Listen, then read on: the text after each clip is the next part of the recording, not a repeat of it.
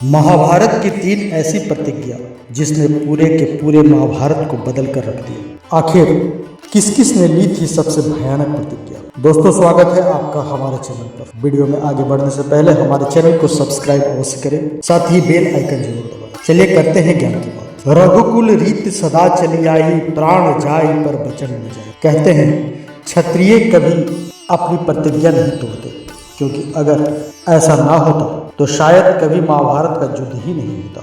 क्योंकि महाभारत की कहानी प्रतिज्ञा की कहानी है। निष्ठा, कामना, शक्तियाँ और षड्यंत्र के इर्द गिर्द घूमती महाभारत की कहानी में प्रतिज्ञाओं की एक अलग ही भूमिका थी।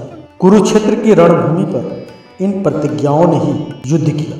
जहाँ वार भी प्रतिज्ञाएं करती थी तो घायल भी प्रतिज्ञाएं होती थी। अगर दूसरे शब्दों में कहा जाए तो यह प्रतिज्ञा ही महाभारत की असली वजह थी। आज हम बात करेंगे महाभारत की ऐसी 3 प्रतिज्ञाओं के बारे में जिन्होंने पूरे भारत को हिलाकर रख दिया। महाभारत की सभी प्रतिज्ञाओं में सबसे अखंड, सबसे प्रचंड प्रतिज्ञा थी महामहिम भीष्म पितामह की, और इसी प्रतिज्ञा ने समस्त हस्तिनापुर की कहानी को बदल कर रख दिया। भीष्म प्रतिज्ञा महाभारत की सभी अन्य प्रतिज्ञाओं से भिन्न थी, जो किसी अन्य के लिए नहीं बल्कि स्वयं से ली गई थी।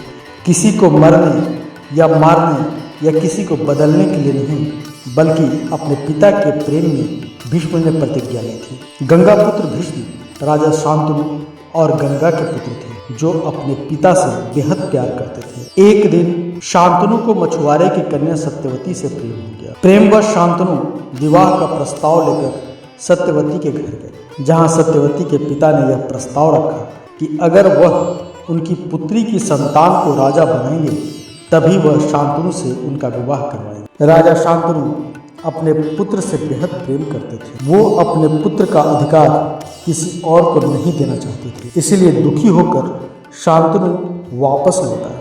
परंतु सत्यवती का प्रेम उनके हृदय से नहीं निकल पा रहा था। वह सत्यवती की याद में दिन रात दुखी रहने लगे। देवव्रत से अपने पिता का दुख देखा नहीं गया और उन्होंने आजीवन ब्रह्मचारी रहकर सिंहासन की सेवा करने का प्रण ले लिया। आगे चलकर शांतनु का सत्यवती से विवाह हुआ और उनके पुत्र सिंहासन के उत्तराधिकारी बने। लेकिन भीष्म ने अपनी प्रतिज्ञा से अपने साथ अन्याय कर लिया। इतिहास में किसी ने भी ऐसी प्रतिज्ञा नहीं ली थी और न ही किसी ने ऐसी पितृभक्ति का ऐसा उदाहरण प्रस्तुत किया था। इसीलिए शांतनु ने अपने पुत्र को इच्छा मृत्यु का वरदान दिया। महाभारत की कहानी भीष्म पितामह के इसी वरदान और प्रतिज्ञा की कहानी है। अपनी इसी प्रतिज्ञा के बंधन में बंधे भीष्म को अपनों के विरुद्ध हथियार उठाना पड़ा और अपने ही वंश का नाश देखना पड़ा और बाणों की सैया पर लेटे लेटे अपने मृत्यु की प्रतीक्षा करनी पड़ी। अगर भीष्म ने यह प्रतिज्ञा ना ली होती तो शायद कभी महाभारत का युद्ध ही नहीं होता। वहीं महाभारत के इतिहास की दूसरी सबसे प्रचंड प्रतिज्ञा स्वयं भीमसेन ने ली थी। जी हाँ, कुरु राज्यसभा में हुए द्रौपदी के अपमान को देखते हुए भीम ने अति विनाशक प्रतिज्ञा ली थी। भरी सभा में दुशासन ने द्रौपदी का चीरहरण किया था और दुर्योधन ने द्रौपदी पर आपत्तिजनक टिप्पणी की थी, जिसके परिणाम स्वरूप भीष्म ने दुशासन की छाती को चीरने तथा उसके खून से द्रौपदी के केश को धोने और दुर्योधन की जंघा को तोड़ने का एक खास प्रतिज्ञा भीमसेन ने ली थी। यही प्रतिज्ञा आने वाली अनहोनी की सूचना थी। महाभारत के युद्ध में भीमसेन के इसी प्रतिज्ञा के तहत युद्ध हुआ और दुर्योधन सहित उसके सभी भाइयों को भीम ने मार डाला और अपनी प्रतिज्ञा पूरी की। कहा जाता है कि महाभारत के युद्ध में सबसे दर्दनाक और मर्मम हत्या स्वयं दुशासन की हुई थी, जो भीम ने की थी। महाभारत के युद्ध में भीमसेन की इस प्रतिज्ञा ने बड़ी ही अहम भूमिका निभाई। भीम की इसी प्रतिज्ञा को भी महाभारत का एक कारण माना जा सकता है, क्योंकि अपनी इस प्रतिज्ञा की पूर्ति के लिए भीम ने अपने सगे संबंधियों का भी मोल नहीं किया और कुरुक्षेत्र की रणभूमि में एक एक कर अंधे राजा धृतराष्ट्र के 100 पुत्रों की बलि चढ़ा। कुरुक्षेत्र की भूमि पर हुआ रणसंहार भीमसेन की प्रतिज्ञा का ही परिणाम था। उसे कुरु समाज में भीमसेन ने जितनी आवेग में प्रतिज्ञा की थी, उन्होंने उसी आवेग से अपनी प्रतिज्ञा की पूर्ति की। दुर्योधन ने भीम से अपने भाइयों को बचाने का बहुत प्रयत्न किया, लेकिन दुर्योधन का कोई भी योद्धा उससे और उसके भाइयों को भीम के क्रोध से नहीं बचा सका। महाबली भीमसेन ने कौरवों के रक्त से अपनी प्रतिज्ञा की पूर्ति और महाभारत कहानी के नायक बन गए। अगली और आखिरी प्रतिज्ञा महाभारत के किसी और ने नहीं बल्कि महान धनुर्धारी अर्जुन ने ली थी, जो कि एक अति विनाशकारी प्रतिज्ञा थी। इस प्रतिज्ञा की पूर्ति के लिए उन्होंने अपने प्राण तक को दांव पर लगा दिया। अर्जुन ने अपनी प्रतिज्ञा जिस क्रोध की स्थिति में ली थी उसे देखकर कुरुक्षेत्र का हर योद्धा दंग रह गया।